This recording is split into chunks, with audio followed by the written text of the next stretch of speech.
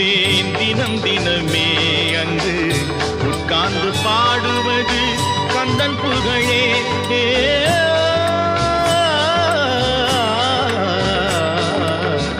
நாளுக்கு நாள் மாறும் நாகரிகமே, நாளுக்கு நாள் மாறும் நாகரிகமே, அதில் நான் என்று மாறாத தனியினமே. எந்தன் குரலில் இனிப்பதெல்லாம் கந்தன் குரலே.